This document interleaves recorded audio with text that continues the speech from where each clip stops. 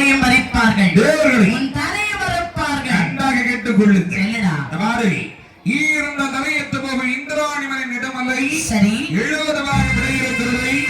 விடைக்கு 7 கதவுகிறது. அதற்குள் வாழ்பவன் அந்த சண்டை கைலாச மலையில வல்லுள்ளவன் ஏதோ இருக்கான்னு சொன்னல, அவன் இருக்கிறான்னு சொன்னா என் கூட வந்து சண்டை போட்டு ஆனை பறித்து போக சொல்லுடா சொல்லி ஆகாய மார்க்கம் அப்படியே பறந்து போயிட்டான். சரி தேவாதி தேவர்கள் மாலை பறி கொடுத்தவர்கள் நேராக சிவனிடம் வருகின்றார்கள். பாருங்கள் மாலை தன்னை பறி கொடுத்த தெய்வா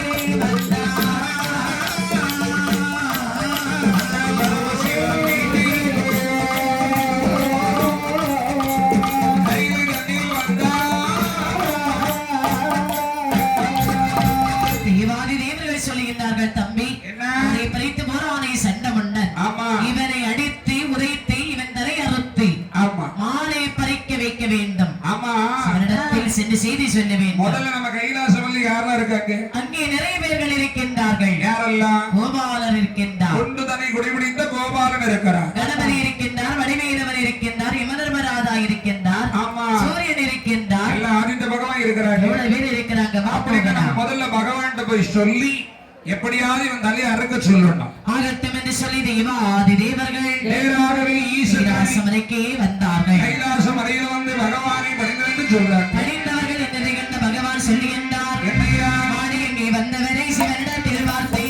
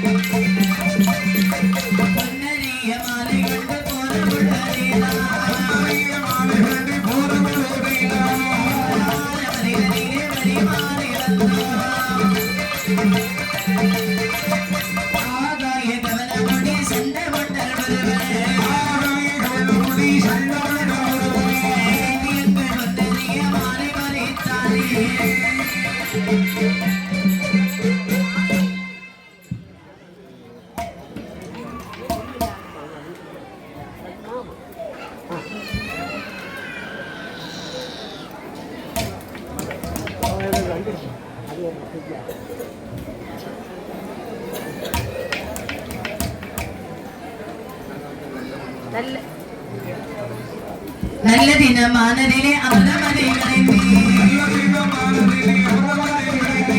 அம்பரட்ட பாடி சொன்ன நீர் வரவில்லை பொன்னரிய மாலை கொண்டு போற போதேனா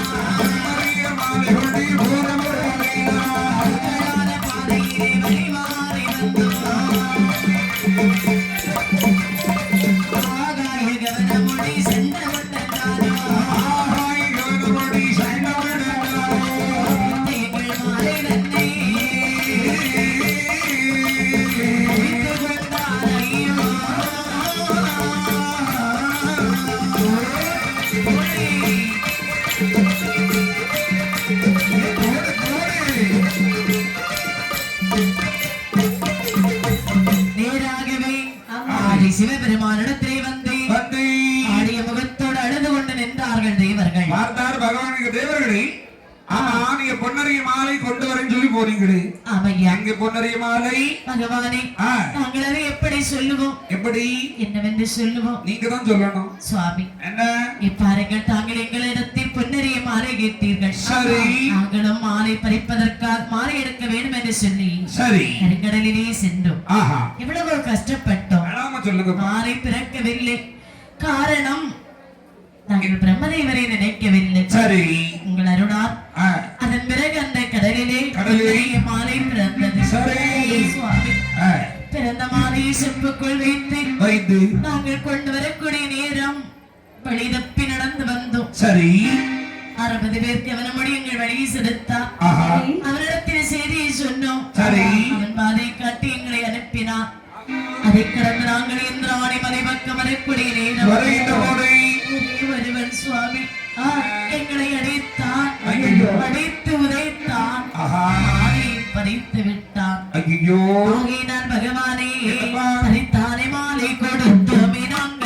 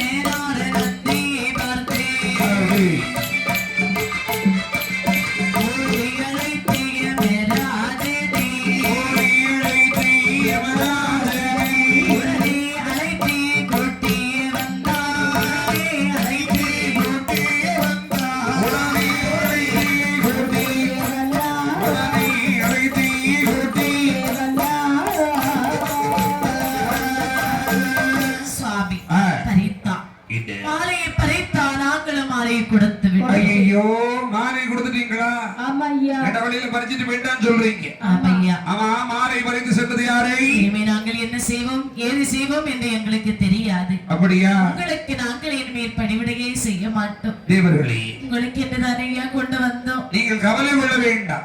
அந்த மாலை கண்டிப்பாக நான் திரும்ப வரத்து சொல்லுகிறேன். சுவாமி வந்து சொல்லுகின்றோம். சொல்லுமா. மாலை பறித்து விட்டார். ஆனால் அந்த மாலையை திரும்ப வருத்தாது போனால் தேவர்களும் நாங்கள் நகைப்போம், முனிமார்களும் உங்களை நகைப்பார். சுவாமி, மாலை எப்படியாவது வருத்த வேண்டும். நீங்கள் சொல்லும்படி அப்படியெல்லாம் நடக்காதப்பா. நீங்கள் கவலை கொள்ள வேண்டாம். நீங்க கைலாச மலை கோட்டைக்குள்ள போங்க. அப்படி என்று தேவாதி தேவர்கள் வந்து அமர்ந்தார்கள். பார்த்தார் பகவான் சொல்லின பார்வதி, அதாவது தேவாதேவர்கள் எனக்காக கொண்டு வந்த பொன்னரை மாலையை சண்டமுண்டன் கவர்னமொழி சண்டாள பாவி மாலையை பறித்து விட்டார். இந்த மாலையை சண்டமுண்டன் தலையெடுத்த மாலையை பறிக்க வேண்டும். நம்ம என்ன செய்யலாம் சுவாமி? ஏதாவது உபாயம் சொல்லக்கூடாதா? அதாவது சண்டமுண்டன் தலையெடுத்து மாலை பறிக்க வேண்டும் என்று சொல்கின்றீர்கள். அப்படி என்று சொன்னால் அந்த மாலையை பறிக்க வேண்டுமானால் கவலைப்படாதீங்க சுவாமி. நம்ம கைலாச மலையில் எவ்வளவு பேர்கள் இருக்கின்றார்களே. யார் இருக்காங்க? அதாவது நம்முடைய குழந்தைகள் இருக்கின்றார்கள், பிள்ளைகள் இருக்கிறாங்க. ஆமா, அதுவும் யமகால தூதர்கள் இருக்கிறாங்க. நல்ல கால தூதுவனை அழைத்து கேட்கலாம். அப்படி என்று பார்த்தார் பகவான். யமகால தூதர்கள் அழைக்கின்றார். நந்தியை விட்டு யமகால தூதுவர்களை அழைத்தவுடனே யமகால தூதுவர்கள் பகவானை விடைந்து சொல்லுகின்றார்கள், என்னையா ஐயா என்னை அழைத்தேன்.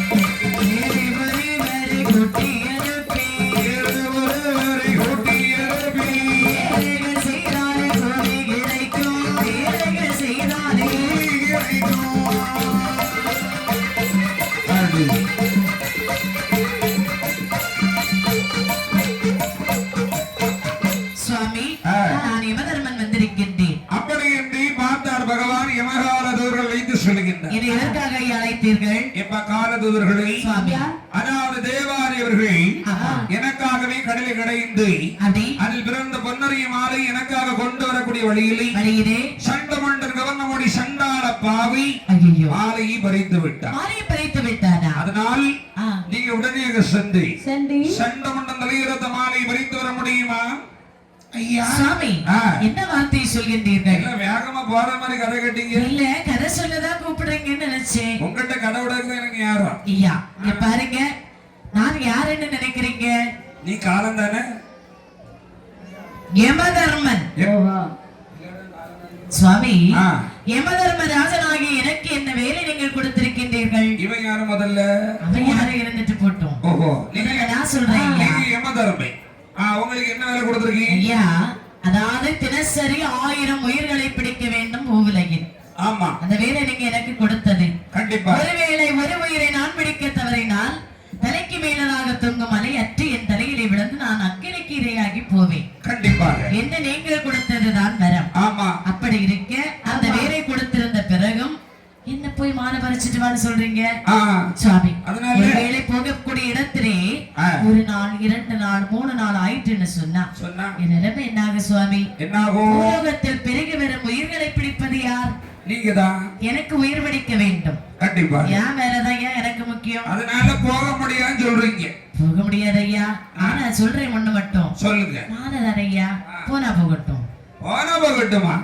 உங்களால முடியாதுன்னா முடியாதுன்னு சொல்லுங்க. முடியாது ஐயா. அதாவது மாலை போகணுமா போகட்டும் அப்படின்னு விட முடியுமா? சரி, வேற யாரையாவது அனுப்புங்க. கொஞ்சம் கூலி கொடுத்தாலும் பரவாயில்லை. சரி, யாரையாவது அனுப்புங்க ஐயா. சரி யமதர்மா, உங்களால முடியாதுல்ல சுவாமி. நீங்க யமபுரத்துக்கு போங்க.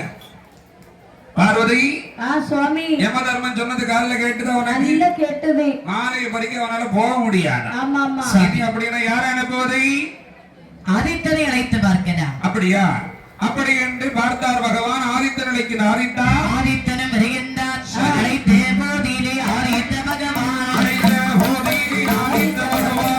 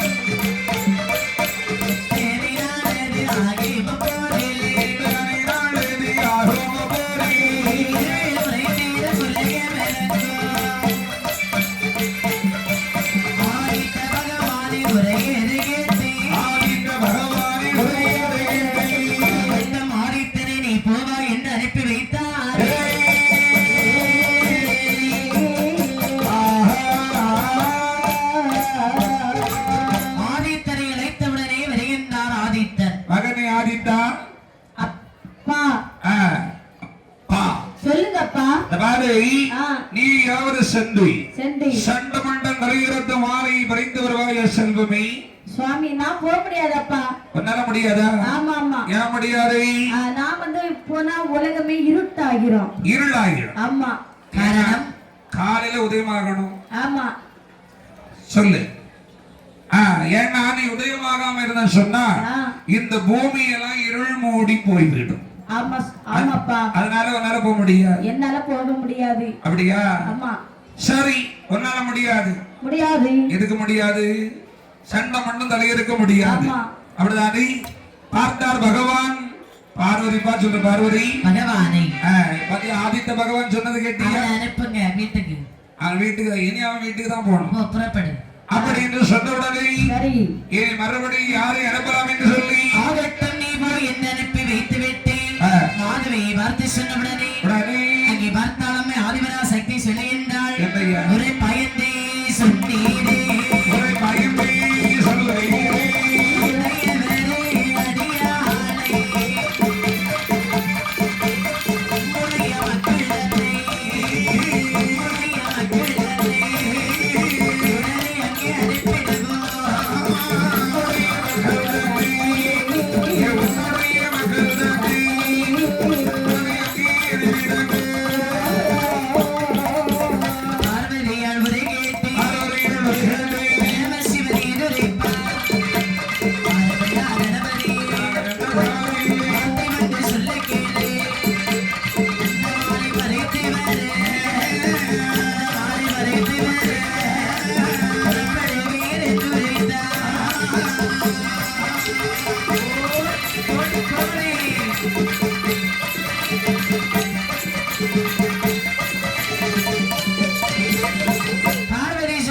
சுவாமி மாலை பறித்து வர வேண்டும் என்று சொல்கின்றீர்கள். கண்டிப்பாக மாலை பறித்து வர வேண்டுமானால் இனிமே நம்முடைய குழந்தைகள் இருக்கின்றார்களே, அப்ப மூத்த மகளை அழைத்து கேட்கலாம். சரி, மூத்த மகன் விநாயகன் கேட்டு பாப்போமா? கேட்கலாம் சுவாமி. மகனே விநாயகா தந்தையே மகனே வந்தோம். அதாவது நீயாவது சண்டமண்டம் தலையிருந்து சரி மாலை பறித்து வருவாய செல்வமே. அந்த வார்த்தை கதை கேட்டார் கணபதி ஆனவர் என்ன சொல்லுகிறார் பாருங்கள். மாநிலத்தை பறித்து பறித்து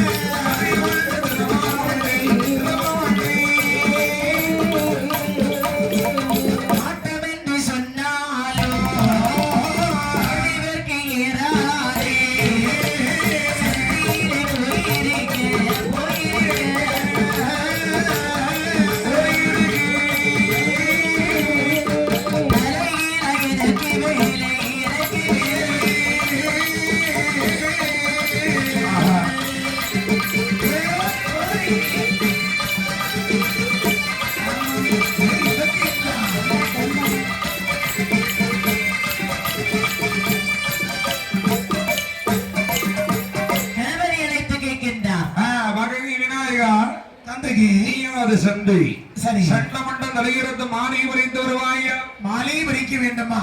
ஆமாடா. அவனோட போர் செய்ய எனக்கு வலு இருக்கிறது. சரி. ஆனால் என்னால் போக முடியாது. வலி இருக்குன்னா போயிட்டு வரணும். இப்பொழுது போக முடியாது. ஏன் முடியாது மகனே? இந்த பாருங்களப்பா, நான் சந்தையிலே போய் இருக்கிறேன். சரி. எனக்கு அரச மரத்து மூட்டில் இருக்கிறதா வேலை. அவன் நிறைய வரைக்கும் இருந்து அருளை பாவித்துக் கொண்டே இருக்கிறேன். ஐயோ, அப்படி இருக்கக்கூடிய சமயத்தில் அவனிடத்துல சென்று சண்டை போட முடியுமா? முடியாதுன்னு சொல்றேன். என்னால் போக முடியாது. உன் வயித்தை பார்த்தாலே எனக்கு தெரியுது. இந்த வயித்தை வச்சு நீ எப்படி சண்டை போட முடியும்? என்ன செய்யறது? எல்லாரையும் வயித்தான் அதிசயமா பாக்குறீங்க. ஆமாப்பா, பானை போன்ற வயிறு உனக்கு இருக்கிறது அல்லவா? ஆனை போன்ற தலை இருக்கிறது. அதை பார்த்தீர்களா அப்பா? அது தெரிகிறது. இதெல்லாம் வச்சுட்டு எப்படி போவேன்? இந்த காலை பாருங்க. காலை பார்த்தேன், சப்ப காலா இருக்கு. நான் என்ன செய்யறது? சம்பளம் கூட்டி இருக்கிறேன். ஆமா, என்னால முடியாதுப்பா. சரி, அப்படி என்று சொன்னால் முடியாது என்று சொல்கின்றாய். முடியாது. நீ போய் அமரு. அரச மரத்து மூடு எங்க இருக்குது? அந்த சந்தையில போயிருடா. அங்க சந்தையில போயிருக்கிறேன். அப்படி என்று சொல்லி இருந்தவுடனே இளைய மகன் வேலவனை வரவழைத்தார். கொண்டு வரவழைத்தே வேலவனே.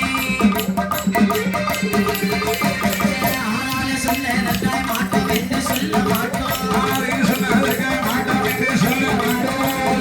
என்று சொன்னால் எல்லோரும் சிரிப்பார்கள்.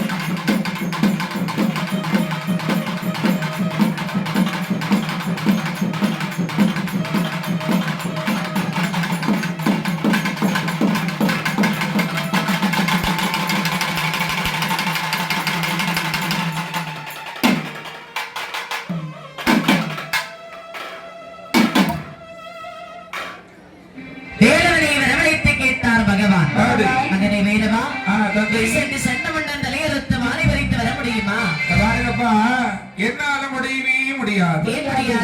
ஏன்னா அந்த காட்டிலே வாழக்கூடிய கள்ளை. சரி, அந்த சண்டை மண்டம் கவர்னபடி ஆகையினால் நான் அவனை துரத்திட்டு போனேன்னு சொன்னா அவன் காலவெளி தூரமா ஓடிக்கிட்டே இருப்பான். முடியாது என்று சொல்கின்றார். என்னால முடியவே முடியாதப்பா. அப்படி சொன்னவுடனே பார்த்தார் பகவான் என்ன சொல்லுகிறார் பாருங்கள்.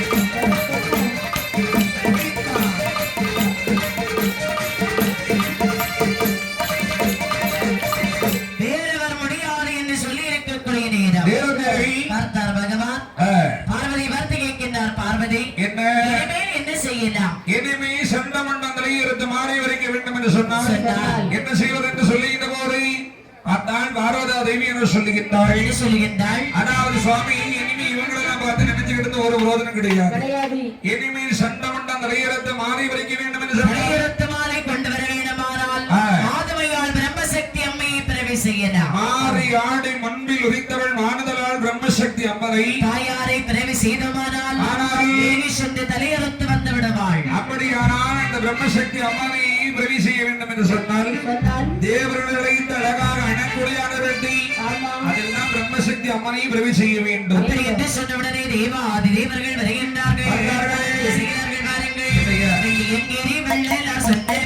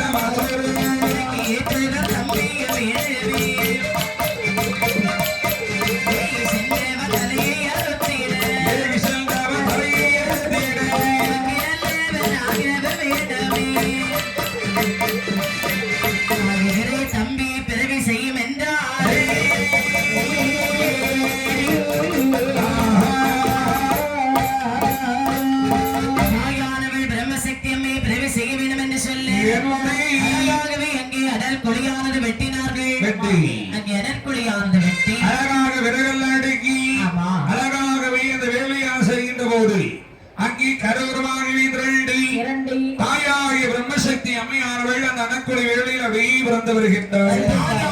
ஆபரணங்கள் கொஞ்ச அப்படி தோன்றி நின்றாள் அம்மை பிரம்மசக்தி அம்மையானவள். அழகாக அந்த வேள்வியிலே பிறந்து ஆடவே முத்து சரப்படி ஆபரணம் தான் துலங்க கையில் திரு சோழமுடன் கப்பலை தானே விளங்கி 16 கடையிலங்கு தாயாகி பிரம்மசக்தி அம்மையானவள். தேவி பிரம்மராக்கு சக்தி அம்மையானவள். அழகாக அந்த வேள்வியிலே பிறந்து அம்மையானவள் அப்படி வேள்விக்குழியை விட்டு குதித்து பகவானை வந்து பணிந்து என்று சொல்லுகின்றார். பகவானை பணிந்து அம்மை சொல்லுகின்றாள், பகவானே என்னை இதற்காக தெரிவு செய்தீர்கள். அம்மா பிரம்மசக்தி அம்மா, அதாவது பூவுலகிலே விலை கொள்ளாத மாலை பொன்னரிய மாலை எனக்காகவே புகழ் கடலிலே கிடைந்து சரி தேவர்கள் கொண்டு வரக்கூடிய வழியிலே சண்டமண்ட கவனமுடி சண்டாளப்பாவை மாலையை பறித்து விட்டார். சரி அதனால் சண்டமண்டம் தலையிருந்து மாலையை பறித்து வர வேண்டும். அதற்காகத்தான் உன்னை பிரவேசித்தேன் அம்மா. சுவாமி, தாங்கள் என்ன வார்த்தையை சொல்லுகின்றீர்கள்? சண்டமண்டன் தலையிறத்தி நான் மாலை பறித்து வர வேண்டும் என்று சொல்கின்றீர்கள். கண்டிப்பாக. ஆனால் பகவானே அந்த தலையறக்க என்னால் முடியும். ஆனாலும் அந்த சண்டமண்டன் என்பவன் ஆண் அல்லவா? ஆணோட பெண்ணானவன் நான் ஒருவரைய முடியுமா சுவாமி? கண்டிப்பாக முடியாது. பெண் அல்லவா? ஆகையினால் என்னால் அவனோடு போர் செய்ய முடியாது. ஆனால் எனக்கு நீங்கள் ஏற்றதொரு தம்பியை பிறவி செய்து கொடுத்தார். ஓஹோ, ஏகி சென்றவன் தலை அறுத்து வருவேன் சுவாமி. சரி, உன்னுடைய அதாவது உனக்கு துணையாக இந்த தம்பியை பிறவி செய்து கொடுக்குவேன். அவன் நல்லவனாக இருக்கணும். ஆமையா. அப்படி இந்த தாயாகி பிரம்மசக்தி அம்மையானவள் சொன்னவுடனே பிரம்மசக்தி ஈசன் கேட்டு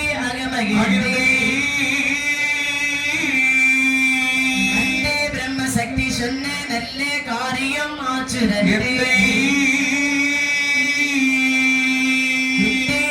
திருநடனம் இனிதே ஆட வேணும் என்று சிவனாரம் இசைந்தவர் திருநடனம் ஆட துணிந்தார்.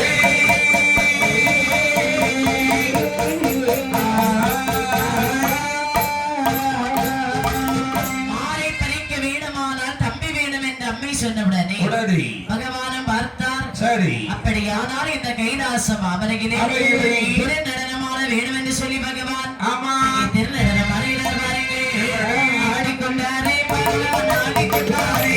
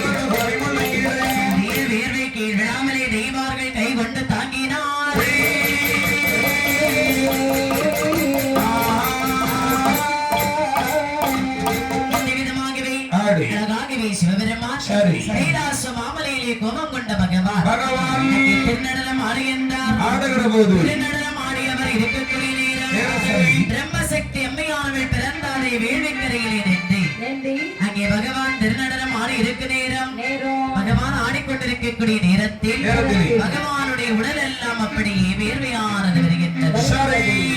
அந்த வேர்வையை நாமல் இனி வீணாக்க கூடாது, கீழே விடக்கூடாது என்று சொல்லி அழகாக அந்த வேர்வையை கையால் தாங்குகின்றார்கள். தாங்கி இருக்கக்கூடிய நேரம் என்ன ஆகிறது பாருங்கள்.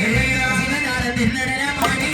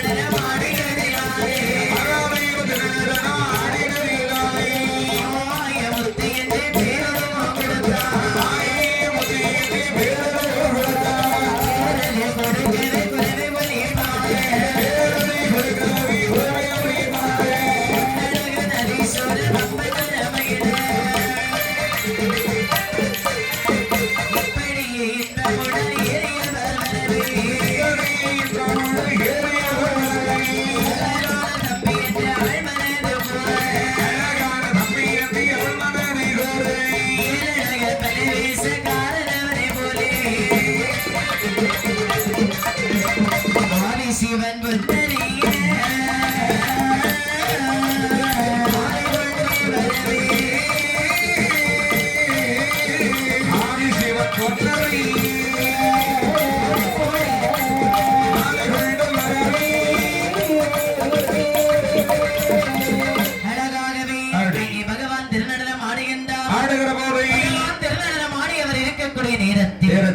அதாவது வேர்வையானது வருகின்றது. அந்த வேர்வையை நாம் வீணாக்க கூடாது என்று சொல்லி சிந்திய வேர்வையை கைகொண்டு தாங்கி தேவாதி தேவர்கள் எல்லோரும் நிற்க பகவான் அந்த வேள்வியிலே போடக்கூடிய நேரம் போடுகின்ற போது வேள்வியிலே கருவாகவே உருவானது வளர்கின்றது. வளர்ந்து கரு உருவாகவே வளர்ந்து அங்கே அழகாக ஒரு அதீஸ்வரனான அடை பிறந்து வருகின்றார். சிவனுடைய டைனமதியிலே அழகாக ஒரு ஈஸ்வரனானோடு பிறந்து வந்து கொண்டிருக்கிறார். பகவான் அவனுக்கு பேர் கொடுக்க வேண்டும் என்று சொல்லி பகவான் அவருக்கு பேரை கொடுக்கின்றார். பரமசிவன் திருநடன ஆடி பிறந்த காரணத்தினாலே பரவீச காலம் என்று அழகாக பேர் கொடுக்கிறார்கள். அது மட்டுமல்லாமல் மகாதேவர் திருநடனம் ஆடிய காரணத்தினால் அவனுக்கு மாயமுத்து என்று பேராம கொடுத்தார்கள். குரவை ஒலி பாடி என்றார்கள் தேவாதி தேவர்கள். என்ன செய்கிறார்கள் பாருங்கள். அன்னையர பிரம்மராக்கி சக்தி அம்மைதானோ தம்பி என்று அவள் மனது புலைகள் புத்தலைகள் கண்டதே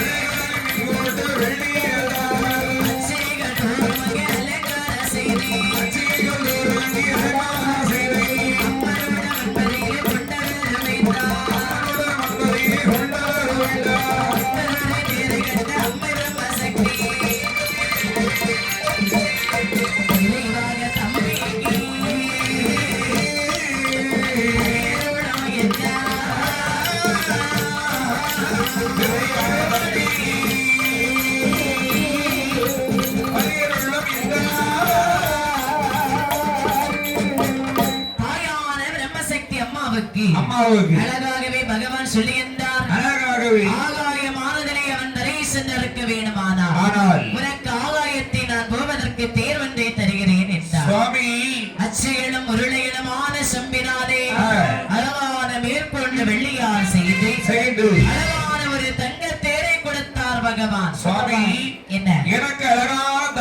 பேர் கொடுத்திருக்கிறீங்க. சரி. என் தம்பி இருக்கிறானே பலவேஷம், அவனுக்கு அழகாக ஒரு பரிவாகனம் கொடுக்க வேண்டும். பரிவேஷக்காரனுக்கு குதிரை வாகனம் கொடுங்கள் என்று சொன்னாள் அம்மை. சரி என்று சொன்னவுடனே பார்த்தார் பகவான் அழகான ஒரு வாகனத்தை கொடுக்கின்றார். சரி கரை வாகனம் கோடும் என்று அம்மை சொல்ல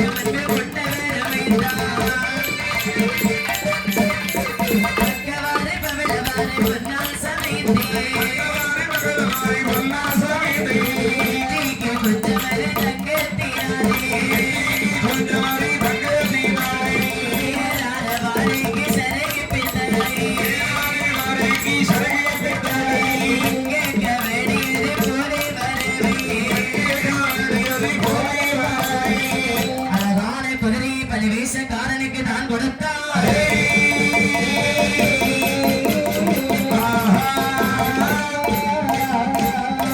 அம்மையானவள் கரிவாகனம் கொடுங்கள் என்று தம்பிக்கு சொன்னவுடனே பார்த்தார் பகவான் அழகான ஒரு வெள்ளை குதிரையை பிரவேசிக்கின்றார். ஆமா, கருத்த சொட்டி குதிரை, கண்ணாடி வெள்ளை, கண்ணிலே மையிட்ட கருநிற குதிரை, கண்ணிலே காணாமல் வெண்ணிலே பறந்து போவார். கால 4 சிலம்பு வெள்ளியால் இருக்கிறது. வாளுக்கு செருகு பித்தளை அணிந்தார்கள். அழகாகவே இந்த குதிரையை பவி செய்து அம்மன் முன்னாடி கொண்டு விடுறாங்க. அங்கே கொண்டு வைத்தவுடனே பார்த்தார் சீரி அந்த குதிரையை பார்க்கக்கூடிய நேரம் என்ன ஆகிறது பாருங்க. தீவார்கள் சொல்லவே பலவே சமுத்து சீரி குதிரை கண்ணாலே பார்க்கும் பொழுதிலே தெய்வ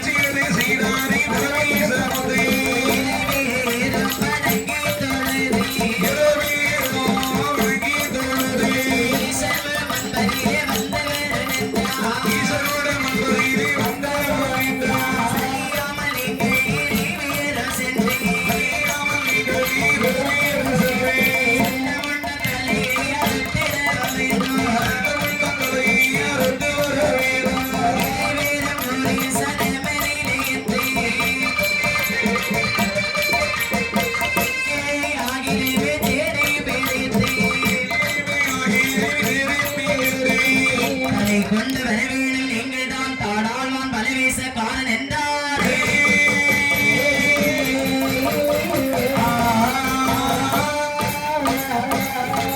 தாயான பிரம்ம சக்தி அம்மாவுக்கு ஆகிரமாகவே தேர் கொடுத்தார்.